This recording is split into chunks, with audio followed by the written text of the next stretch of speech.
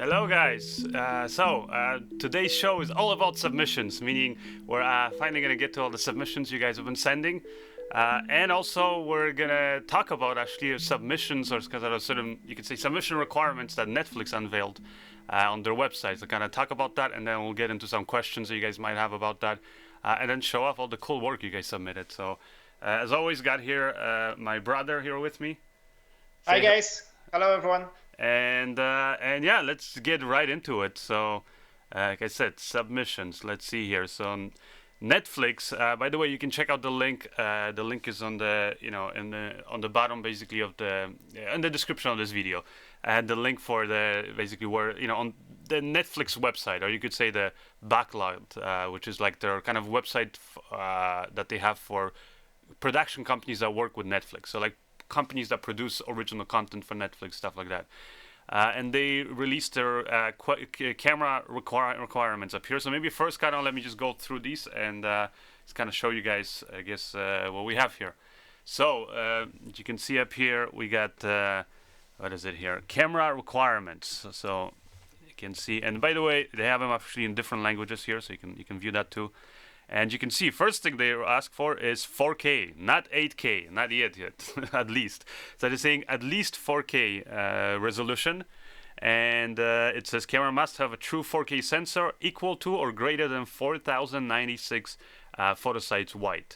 So that's the cinema, basically 4K. Not so if you have, let's say, like a GH4 or GH5, let's say, but you have the UHD mode, basically, which is like the TV 16:9 4K versus the cinema.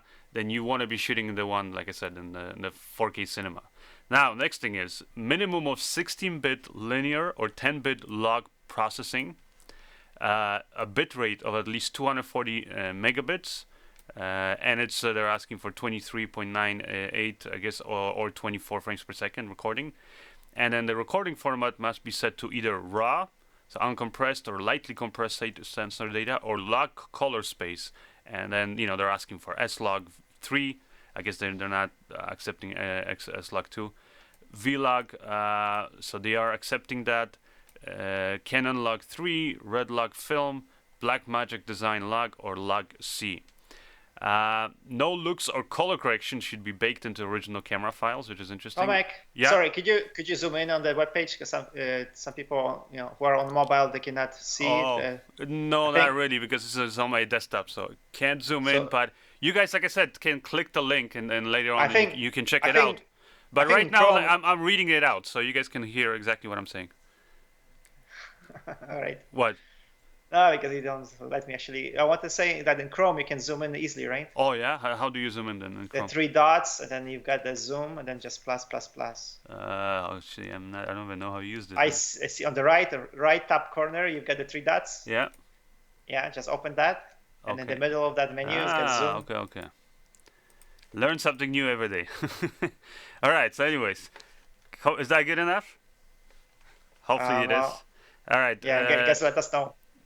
So no looks or color correction should be baked into original files. Also, files must maintain all of the original basically metadata, so time code, tape name, all that stuff, white balance, ISO.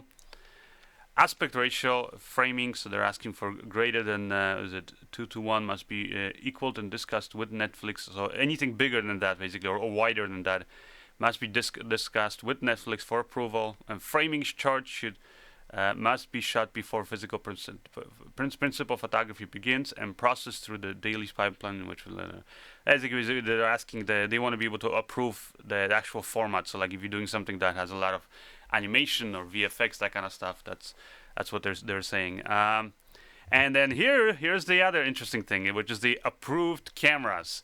And as you can see, you got your usual suspects: the Canon C300 Mark II, Canon C500. Nice cameras, but really expensive cameras. Canon C700, again, another expensive and big camera.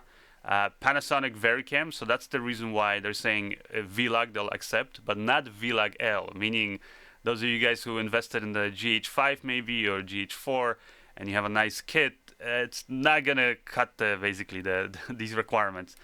Panasonic VariCam, also another basically the camera that can shoot in RAW or in VLOG. And then obviously the other ones more popular, like the Red Dragon, Red Weapon, Red Helium, the Panavision camera, Sony F55, F65. I'm actually surprised that the F55 it is an older camera now, but it's good to see that you can actually pick it up now on big discounts, and it's good to see that they're accepting it. Sony FS7, which is a affordable camera, Arri Alexa, which is not affordable at all, which is the 65 actually. Blackmagic Design, which is the one that I was really surprised, is that the last two that you see up here are the Blackmagic Design Ursa, both the full size and the mini, the 4.6K, or I guess Pro 4.6K, because they're shooting the same thing, and they're saying they will accept cinema DNG RAW up to 4:1. So it's pretty interesting that they're accepting the RAW compressed codec on that, and that is actually one thing that I guess wanted to kind of talk about, because I thought it was just interesting to me that the fact that you have all the list of all these really expensive cameras, and then suddenly at the end they're kind of saying, well, we're also accepting these cameras which are relatively inexpensive when you compare them to the other cameras that they have on the list.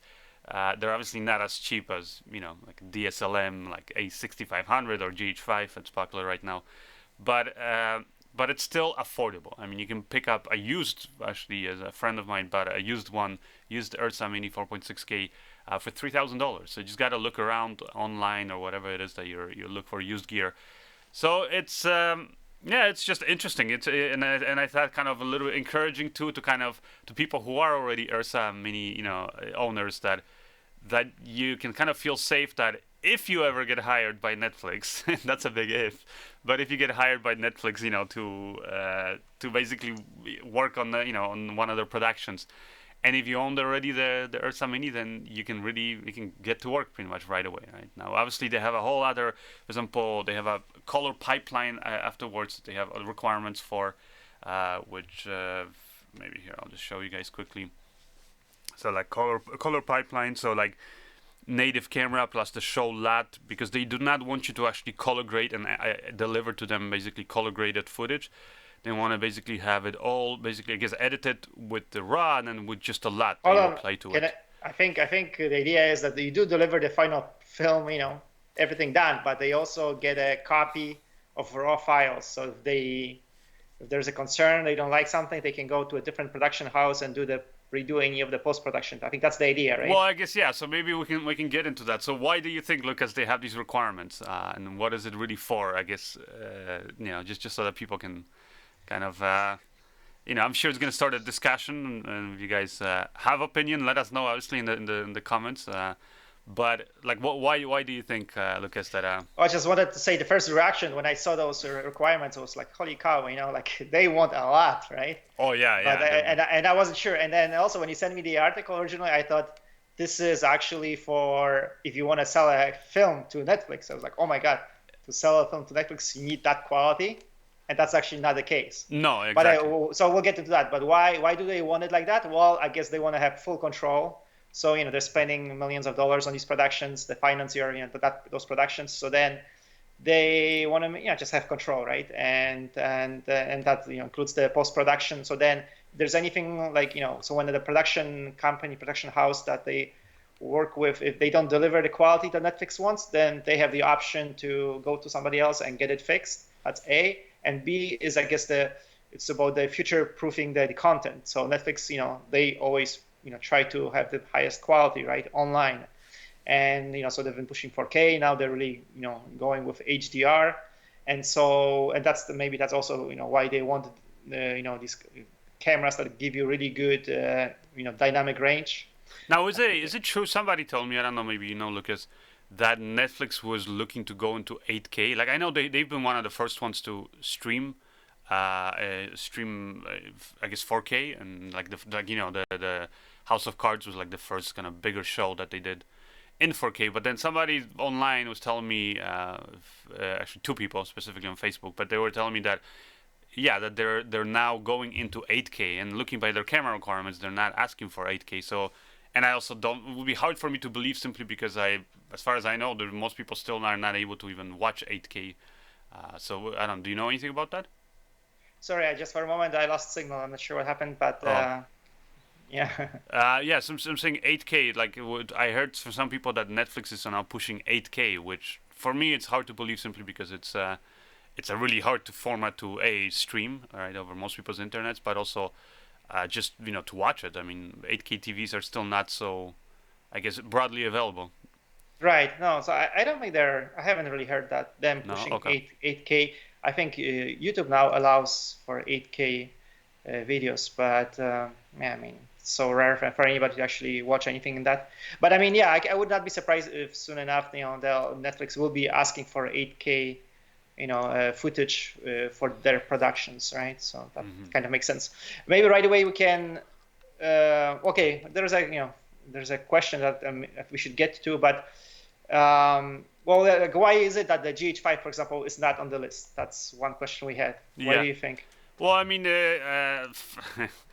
I think it's a good camera, right? It can deliver a lot of things, but when it comes to because I think looking at the requirements, and this is kind of like back in the day when broadcasters would like a TV network or whatever was going to buy a license for a TV show or a film that you produced, they wanted to have a certain quality, right, assurance, but also aside from quality, they wanted to be able to kind of go in and if they needed to re-edit it for commercials or things like that, any advertising, or if they wanted to pull out stills, let's say, and now because you're shooting 4K or even higher in many cases, like they said, some of these cameras shoot 5, 6K already or 8K, like the red helium. So you're shooting such big images that you can pull out nice quality stills, use it for print advertising, all that stuff. And I think they just want to make sure that they have something where, like I said, if that they have all the material that they need in case they want to do marketing, in case they ever want to re-edit the show or the film, they need to do advertising. They want to have complete control over it, and having cameras that are lower bit rates and also that are don't have a standardized time code. I think time code is one thing because they're asking for, like, when you look at the actual like pipeline and how you have to deliver, which again just look on the link that we provided and you guys can see all the requirements. They have like order of operations, the color pipeline, for example, like these whole graphs that they have showing how they want this all to be done, even because like I said, they want to make sure that at the end of the day they do want you to actually deliver obviously a nice looking product like a film, let's say it's all finished and color graded, but along with that you're going to deliver the whole project, and that's why they're asking for all the files to be raw files, not none of the looks to be baked in. They same thing for the audio and all that stuff because they want to have all of those, I guess, digital assets, so that they need to go in, or if they need to let's say send this off to another production company in the future that's going to pick up the show and continue or whatever, that they can kind of jump into it and I guess be future proof. I guess that's the best way I would say it. I don't know. I mean, Just okay. So I mean, here looking at those top requirements here, the first two lines. So basically, they're saying 10-bit log processing. So in terms of that, the GH5 would meet that requirement, right? Yeah. 10-bit. The next one says bit rate of at least 240 megabits per second, and I So know with the update, they'll yeah. be, yeah. It will be like 400, right? So Yeah. again, that would meet. But I guess the problem is they don't allow RAW. The GH5 doesn't have RAW. They're saying on there, it says that they're also going to accept 10-bit log footage. So the GH5 will record that.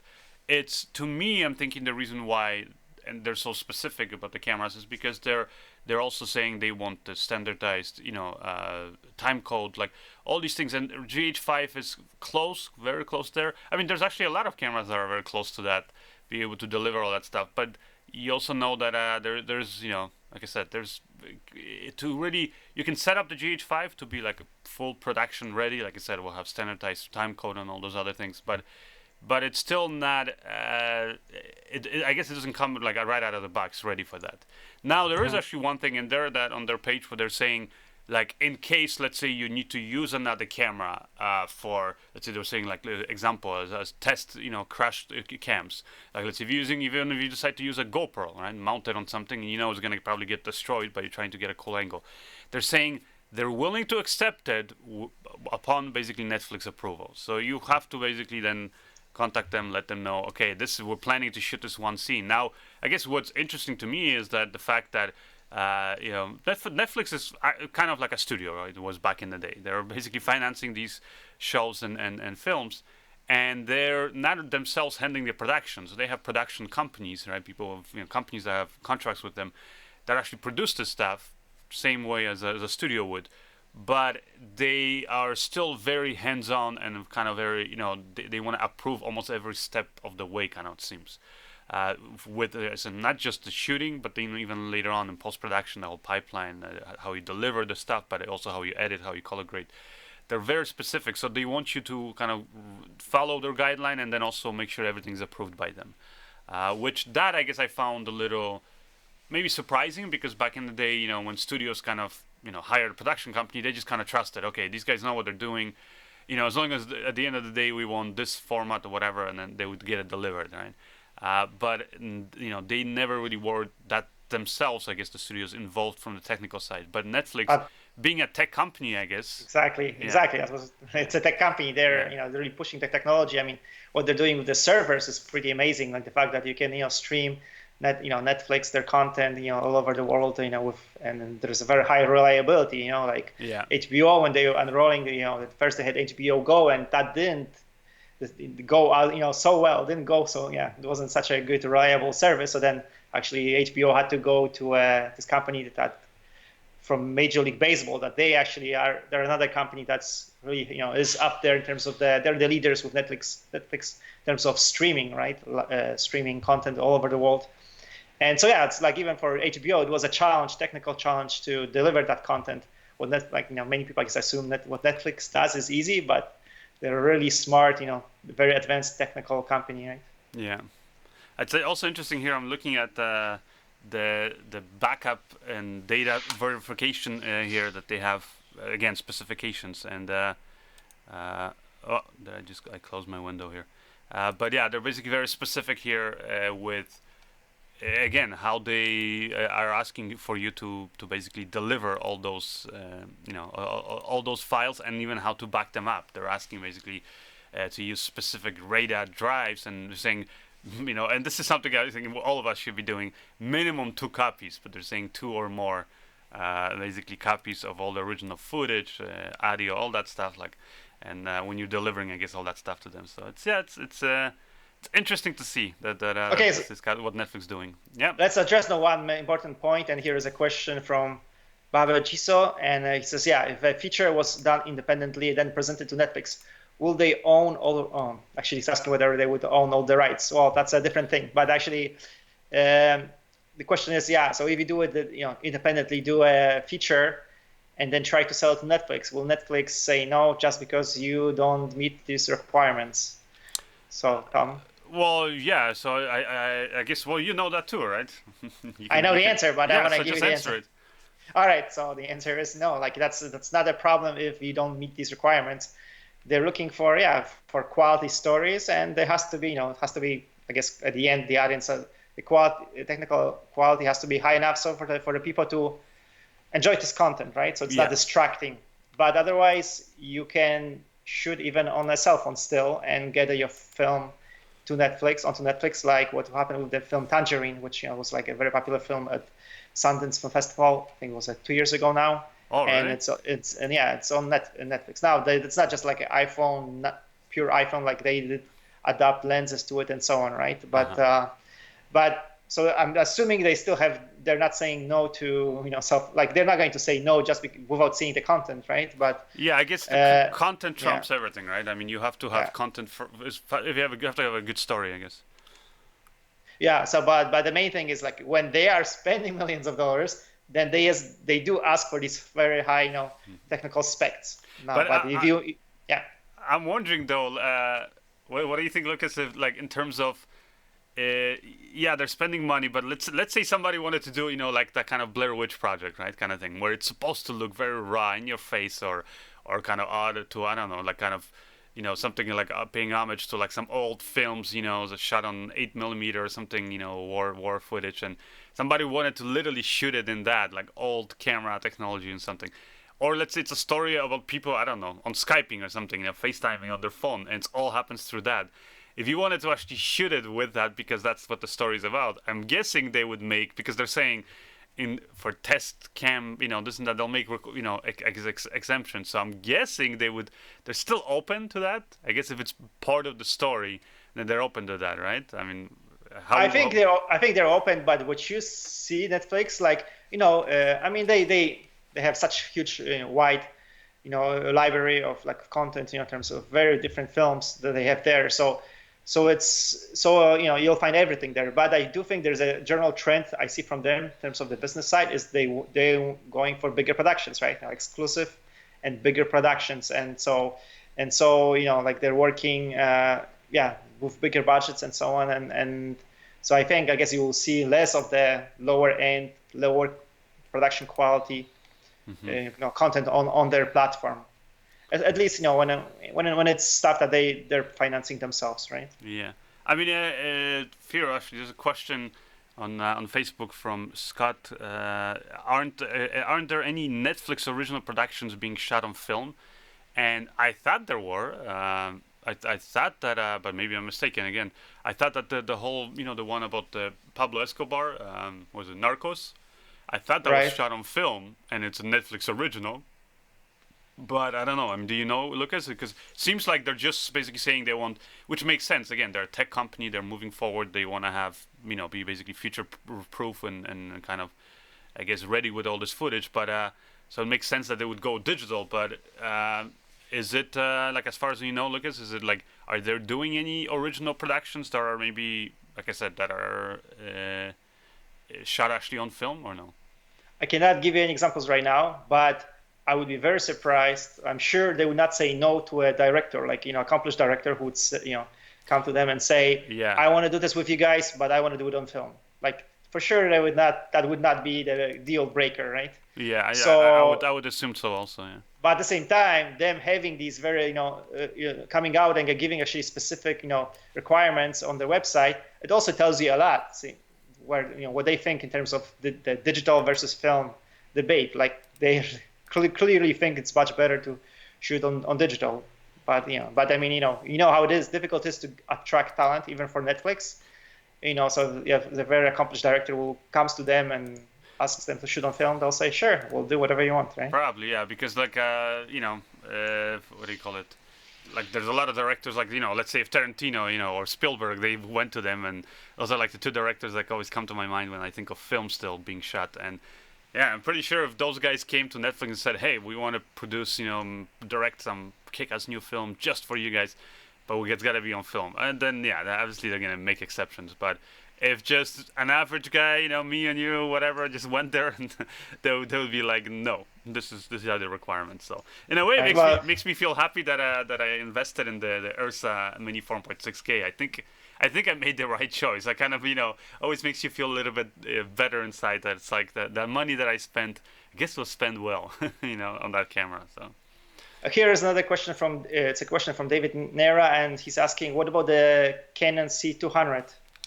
It's not on the list, and I guess it's because it's what do you call it? Because it's not doesn't meet some of those requirements, or maybe even if it technically, like when you're looking at it, like it shoots S-Log thing, I mean a C-Log, right? But maybe it just, I don't know, the bit rate isn't there or things like that. So I guess that's the reason why they didn't include it. I don't know. But maybe they just haven't updated this list, since the camera came out. I mean, can you buy the camera right now, or is it still? I'm not even sure, actually. Yeah, so maybe I think that's just because it's not really available. Yeah, exactly. That could also be it. I mean, I'm sure they're going to be updating, but they're not going to be like up to date constantly, probably with that list. Right. But probably part of it is also because I'm thinking because it is a brand new camera that's untested. Like they want to see cameras that are like have all the latest specs and everything, but have been tested. Like and like I know Helium, the red Helium is a new camera, but it has been actually so much has been talked about, and big time Hollywood players have been basically putting their hands on it and doing some cool tests with it and stuff, and some cool stuff has been shot already with it. So that's the reason why it's it's on the list, I guess. And also, I'm guessing they just trust the Red brand, right? I think the Red camera company and Netflix, they're seems like they're in a collaborating, or they probably have Netflix has access to those cameras early on, which would be smart if Red they're doing that, right? Just to get on that list approved list much earlier, whereas maybe Canon just doesn't have that kind of a relationship with Netflix. Yep. But I would expect though the C200 eventually to end up on that list.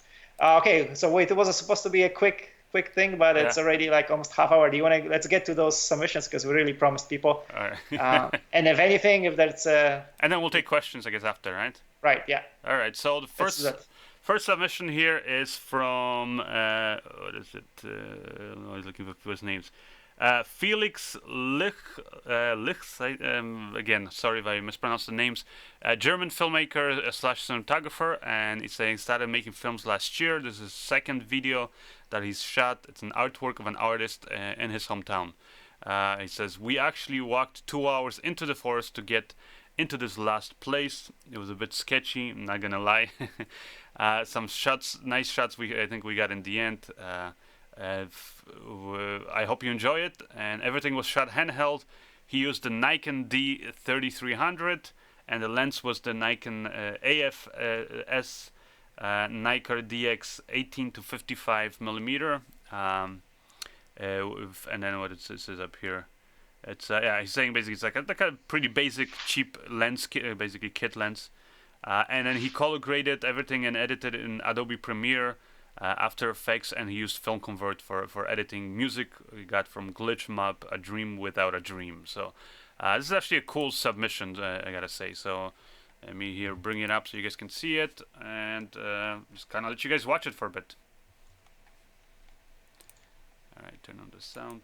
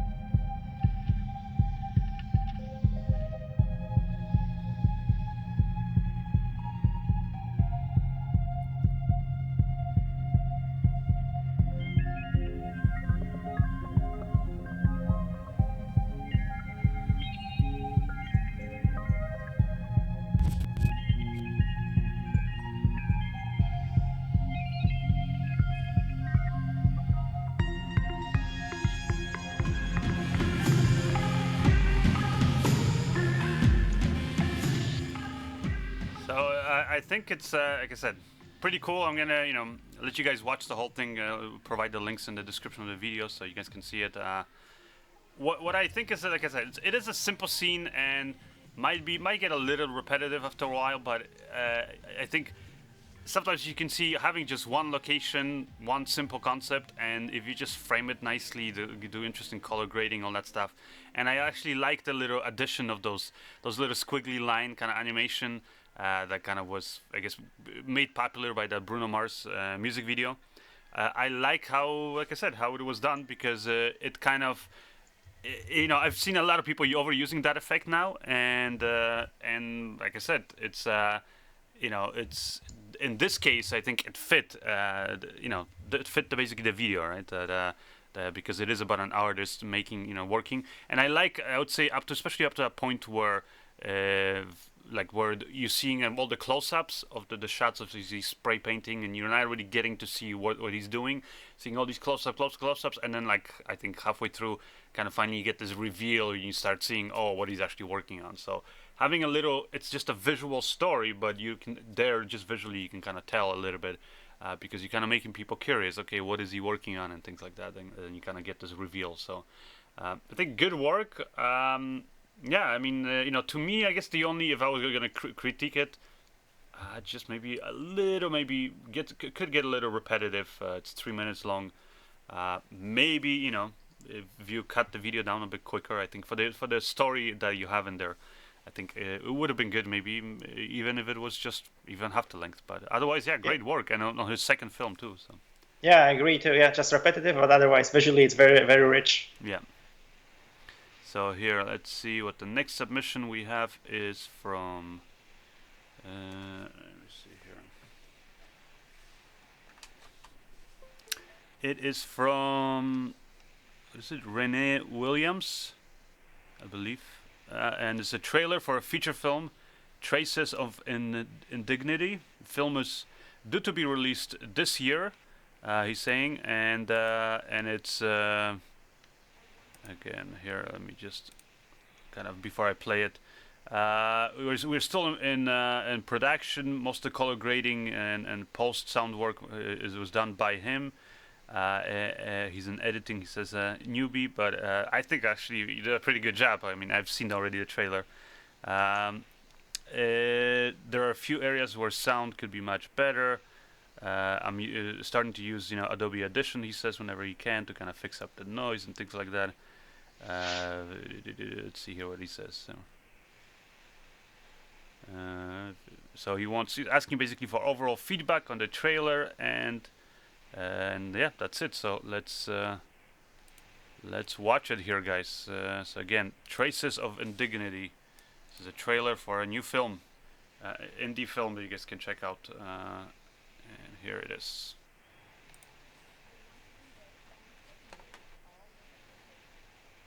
Bringing tough issues to the forefront and discussing them is the key to strong, healthy relationships. Well, can you say the same about your own family, Dr. Weber?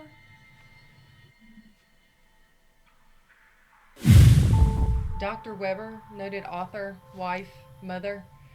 She's this city's very own Mother Teresa. There's no story there. Everybody has a story. What is that? That is Ruby Sayers, cutthroat journalist that'll do anything for a story.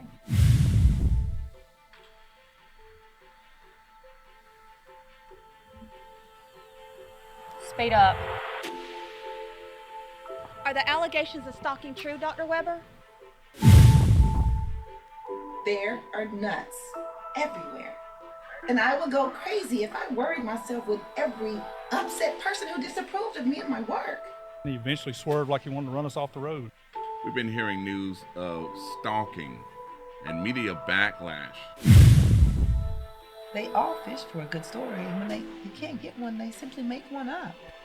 Traces of Indignity is about dealing with feelings of shame and disgrace within oneself. I suggest you back off.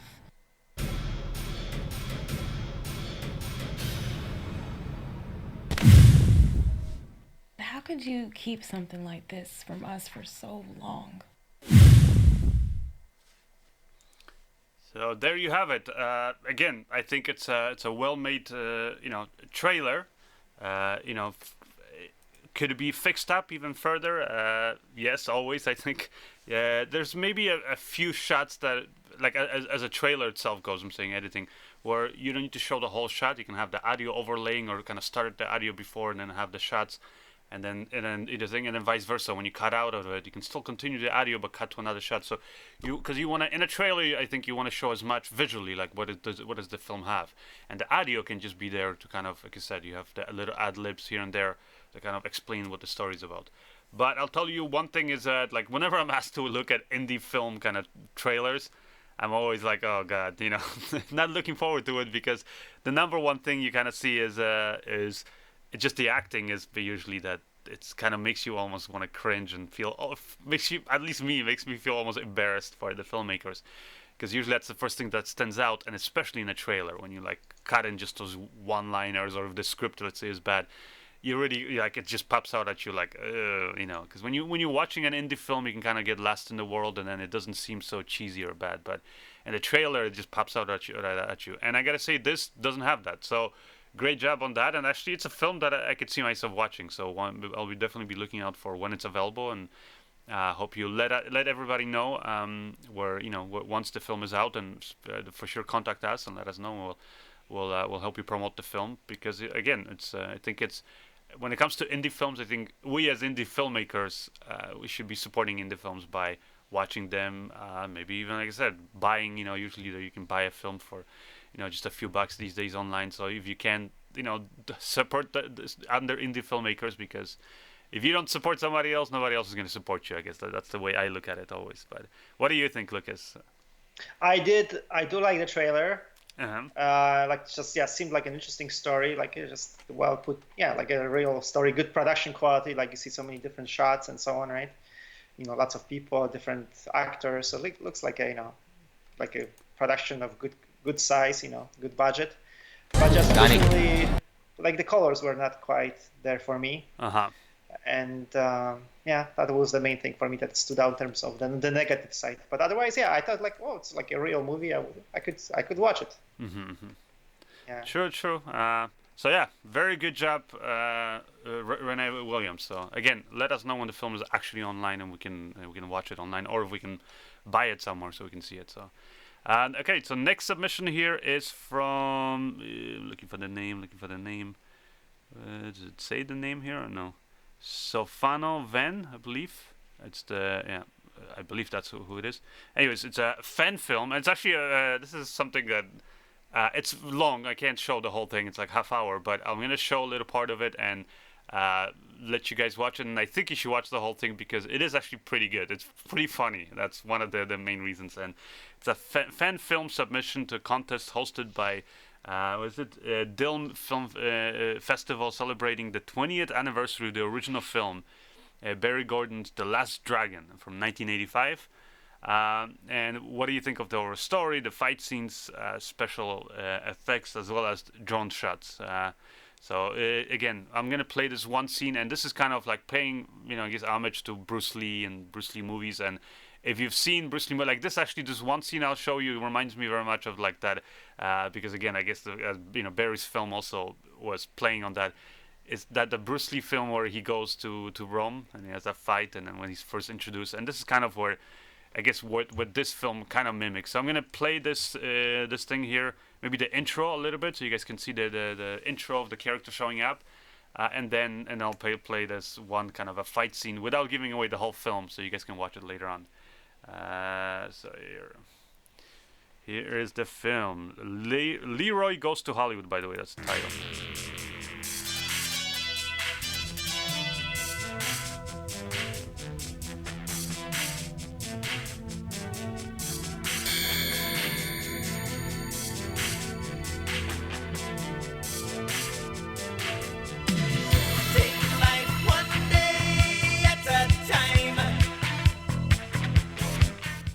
And right away, I'll just tell you guys that the music itself, I mean, makes me laugh, and I think it's perfect because it sets it up that you're not supposed to take this seriously, right?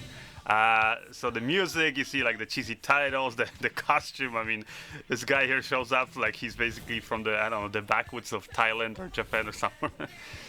Anyways, I'll let you watch the intro a little bit here. Hey, Johnny, you made it. Thank you for coming to get me, Johnny. Anytime, buddy. Where's your luggage? This is it.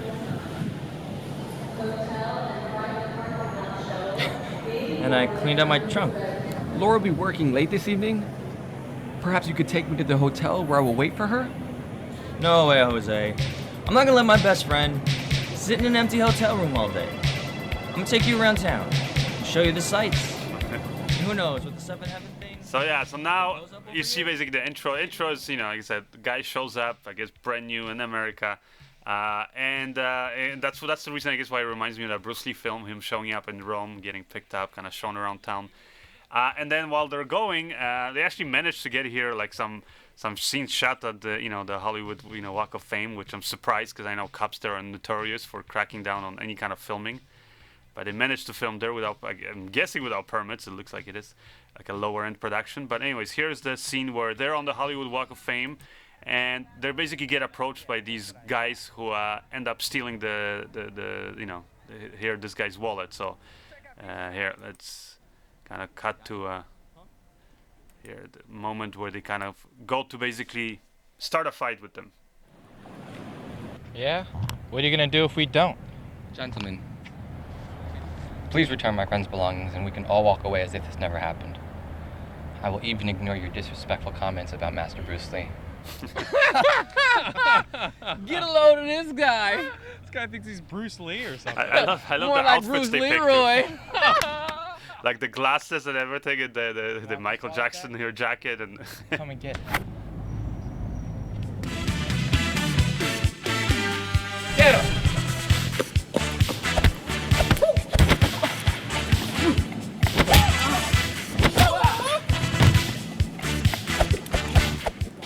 Even the switchblade, which was again and how he tosses it from hand to hand in the original Bruce Lee film.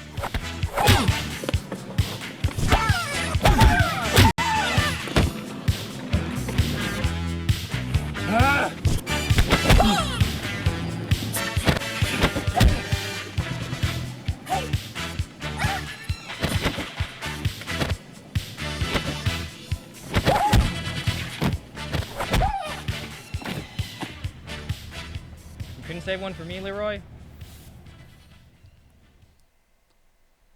So, anyways, that's the film here, and I'm gonna let you guys again, watch the whole thing. I would recommend to watch the whole thing. Actually, has an interesting story, and I'll tell you this right away as a critique, I guess. The production quality, it's not there. It's not, you can see right away, like, there's some shots that are a little bit out of focus. The color grading, I think, is not all the way there, and definitely the sound. But you know what? Maybe that is, I don't know, maybe it was done on purpose. It definitely has that feeling of those, kind of cringy, bad, old Kung Fu films. So it has that. But what it also has is that I think it doesn't take itself seriously. Like I said, it's a pretty funny film. And despite that, it still actually has some interesting, like the martial arts stuff. Like, well, I guess what's different is you got to watch this film, like when you're watching the fighting, I would say, is nowadays you're watching, movies where it seems like every actor, from Matt Damon to, God knows who else, is like an martial arts expert. And it's, partially because of the editing, and also because of, you having all these, like, let's say two characters that are sparring, they're both going at it full force. In old Bruce Lee films, if you remember them, most people didn't know how to fight. There were some movies where he's fighting somebody who's also a challenger. But in the one, for example, where he goes to Rome, those were just like regular street thugs. So that was the whole funny thing also about those films, is that they didn't know how to fight. They just whip out that, little blade or whatever. And Bruce Lee was the one who was actually kicking ass. And so that's kind of how this fight scene was kind of set up. And so because of that, right away, the fighting is going to feel different. But I got to tell you that, and maybe there isn't as much of this intense editing too in these fighting scenes.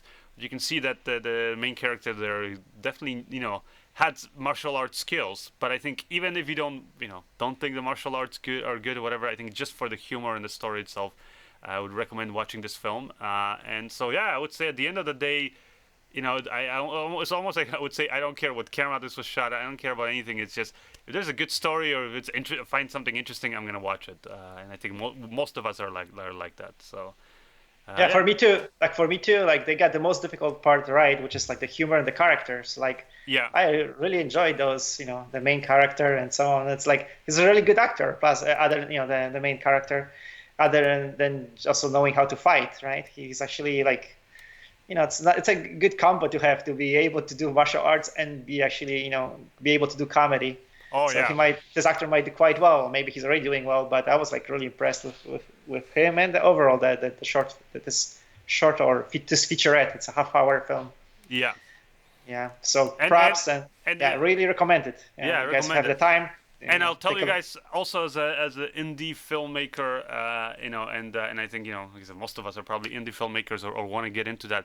Another big thing that they got is they actually managed to put together a half-hour film that, like I said, has something going on into it. Because there's you can do a half-hour long video, right, very easily. I mean, a half-hour long film you could call it, but but to make it actually flow and actually have a beginning, middle, and an end. So they managed to do it. They went out there and actually put in the effort and did it, right? So that's a whole other challenge, I would say. Anyways, here's another submission here that we have from again. Let me see, Mike Bernstein. It says. He says, I'm not a pro. This is a video made for a photographer friend in Tulum, Mexico. He used Sony Vegas Pro to edit Magic Bullet looks also. And then what was it? He shot it on the GH4 Cine D profile in 4K and some shots in 60 frames per second in HD.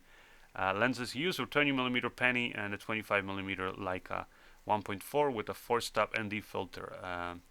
And yeah, just wants to share his work. So let's watch it. It's not a long one, so I'll just show a little bit of it here. Right.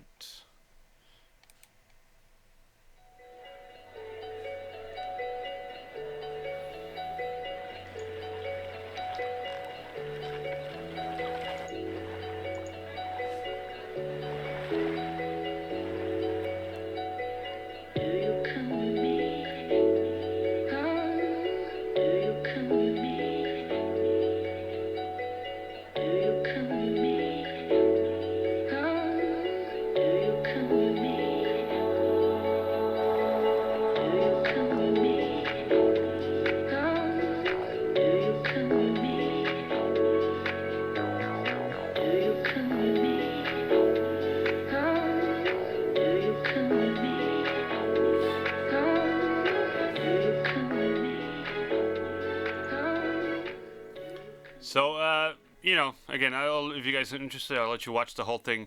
I guess to me, it's aside from the, nice girls, let's say, nice location. I mean, there's not much to it, and that I think just kind of proves again what I've been talking about many times before, is that it's not just, I guess, having, like I said, whether it's let's say the sex they're used to trying to sell and kind of get popular on all that stuff. It's you have to always have something original to it, right? Added, and the reason is because there's been a ton of videos with pretty girls in it. The shots themselves that he has, there's some that look nice, and part of it is because, like I said, nice subjects in front of basically nice locations. But there's some interesting lighting in here or there. But then at the same time, there's some shots that I gotta say were included that the lighting or the angle is not quite there. Also, one thing right away jumped at me is especially the first shot on the paddle boat, is that it's something off with the frames. It almost seems like you were editing in a kind of a timeline, I guess, that doesn't match the footage frame rate or something, because it seems like it was skipping frames there. Also, the color grading, it doesn't feel like, I don't know how it was outputted, but it definitely does not feel like the GH4 4K footage that I know you can get. Something about the quality of it is maybe the compression. I have no idea. I mean, I know YouTube always decreases the quality, but there's something more happening in there. And I think another part of it is the color grading.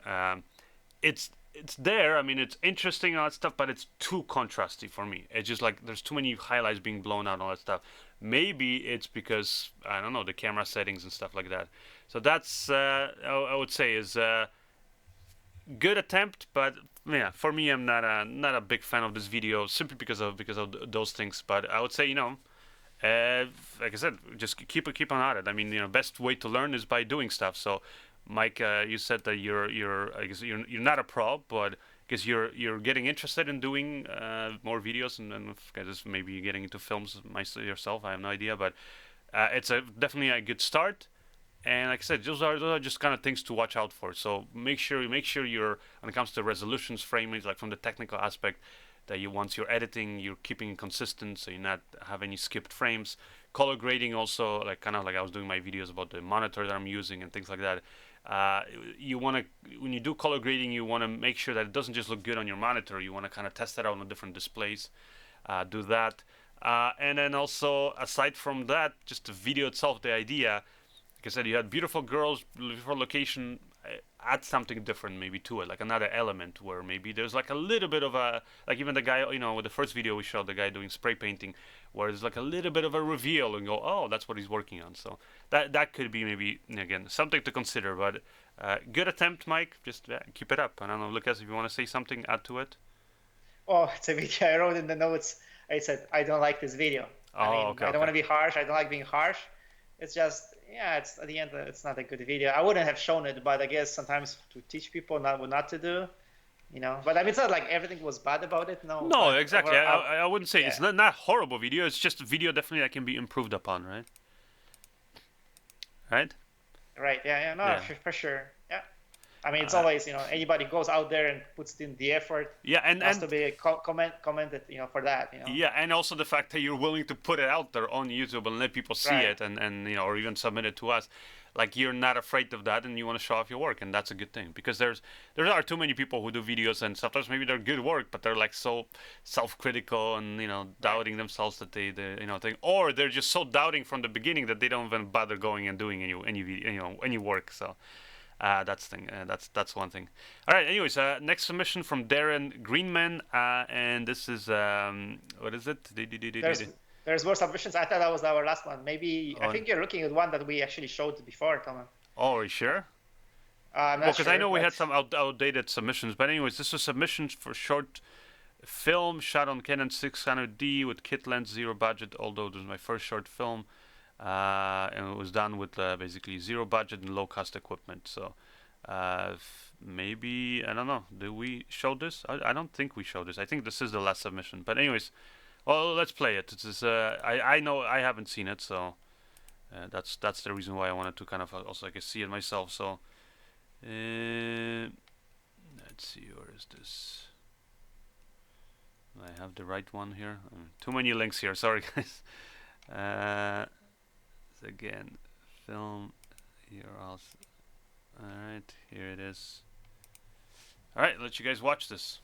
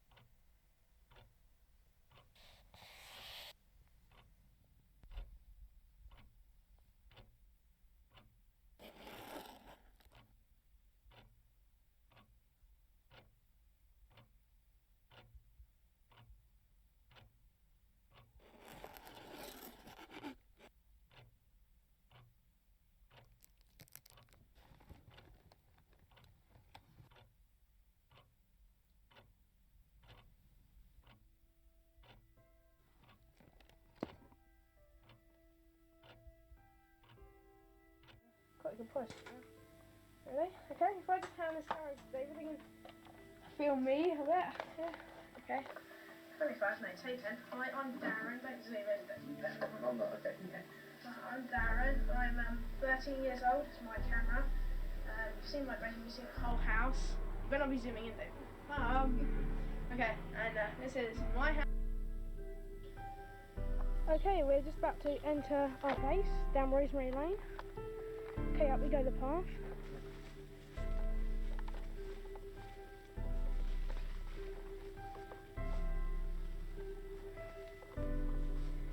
Dave, could you please demonstrate how it works? Here he is, he's pulling back the elastic.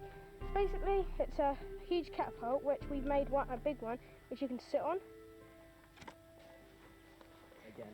That's a lawnmower.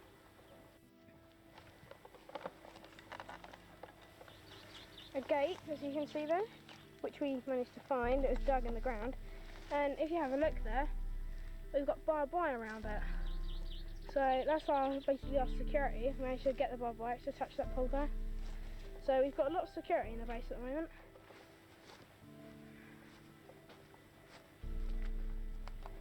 And there's our heart. Okay, we're just going through here now.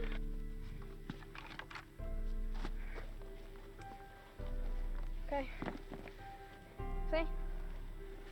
Now, if we come across this wooden, Dave will demonstrate now. If Dave's like the enemy, if I hit the stick, then that'll come down.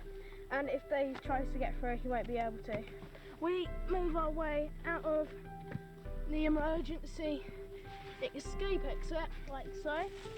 And then you're back here to the gate.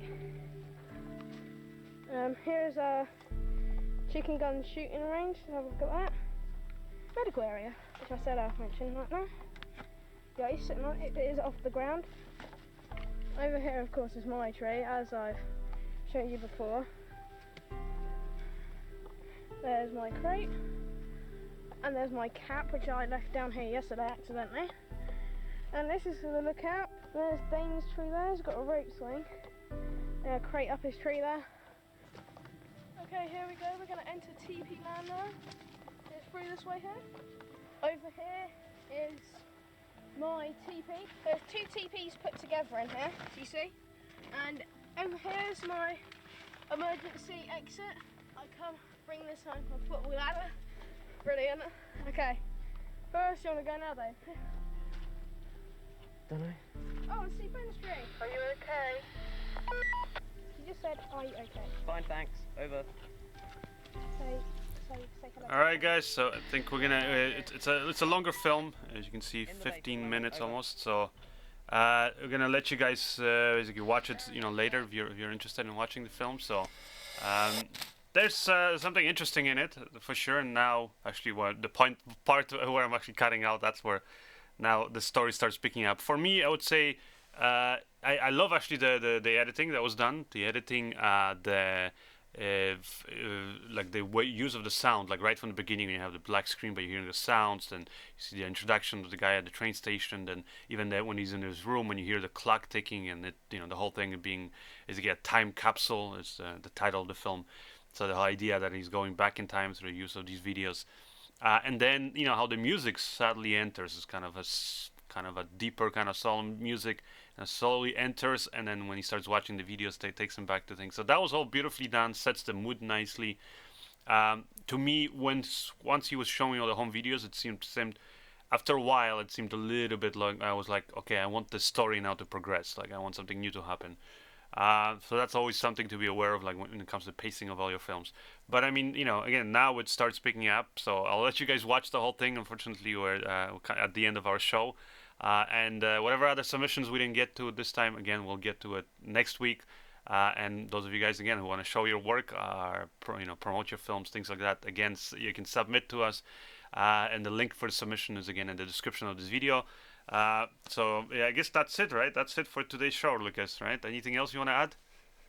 No, just I guess we don't have enough time to answer any questions. So, yeah, I guess we'll wrap it up. Yeah, I guess. Well, I mean, is there because we have a minute or two, and yeah, we should be finishing. Is there anything quick that I can answer? And yeah.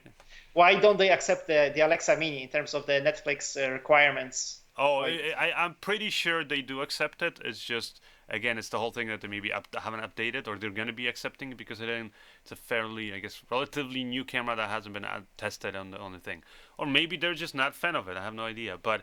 Again, like they're saying they're making exceptions. So if Alexa Mini's main purpose of it is to get that Alexa basically quality that people expect, but be able to get it on basically like a flying platform, like a drone or something.